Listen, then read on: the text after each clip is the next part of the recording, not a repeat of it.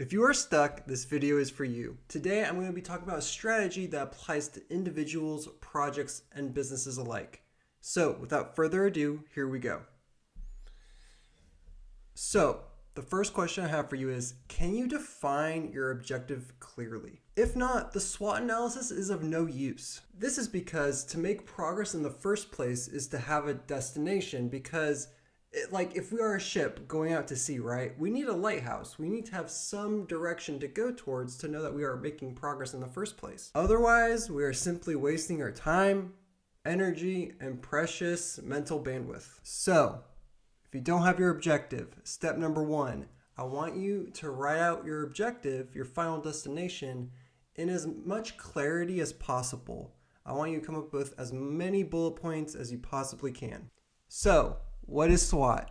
Now that we have a clear understanding of our objective, this is where SWOT comes into play. A huge benefit of SWOT analysis is that it helps us understand our situation both internally and externally. Through understanding both the internal and external world, we'll have a robust understanding of the avenues that we can take to successfully achieve our objective. So, step number 2 is understanding our strengths. This is the first part of conducting a SWOT analysis. The first component of our internal world is our strengths. Simply put, our strengths are our competitive advantages. Competitive advantages are the things that we have that our competitors don't that give us the upper edge in actually winning. Some examples of competitive advantages are assets, skill sets, and reputation. Simply put, they are the fuel that gets us to that final destination. So, step number 2, I want you to write an exhaustive list of your competitive advantages.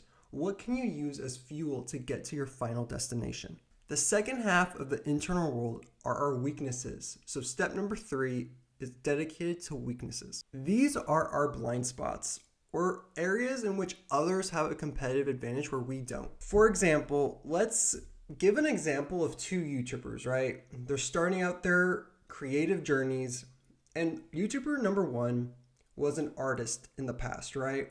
And YouTuber number 2 wasn't. No prior experience. The artistic background of YouTuber number 1 gives them a competitive advantage in boosting their following and creating better thumbnails quicker, right?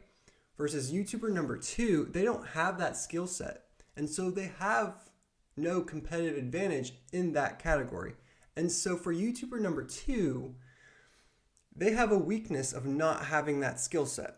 So step number 3 is to write an exhaustive list of all your weaknesses. The goal of this is to have our strengths, have our weaknesses, and then by combining those lists, we have a very robust understanding of our internal world and our current situation.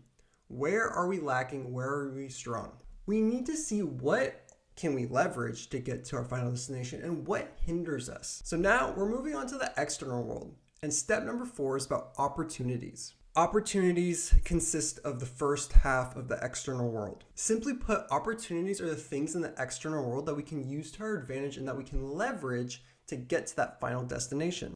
Examples of opportunities include untapped markets, otherwise known as blue oceans, changes in the market, or even someone at your school that you can network with. One avenue that we can take to achieve our final destination is to look around us in the external world. What are the opportunities and how can we leverage them to get there at a quicker pace and to get there in the first place? It's also important to note that opportunities exist in both the in-person and virtual worlds, because maybe when you're starting out, or maybe just due to living in a certain place, we don't have in-person opportunities.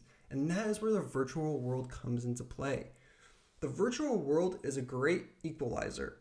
We can reach out to people on LinkedIn. We can do all kinds of things to boost our network or see and capitalize on other opportunities. So, step number 4, I want you to write a list of the opportunities that are around you. Again, both virtually and in person. The last part of a SWOT analysis is the second half of the external world, and that is threats. Simply put, threats are external entities that can hinder our chances of reaching our objective. Example of these can be shifts in the market, competitors in your industry, etc. So, step number 5, identify your threats. Again, make a list. What are the external threats that could potentially hinder your chances of reaching your desired destination? Conclusion, we have made a SWOT analysis. The strengths, weaknesses, opportunities, and threats.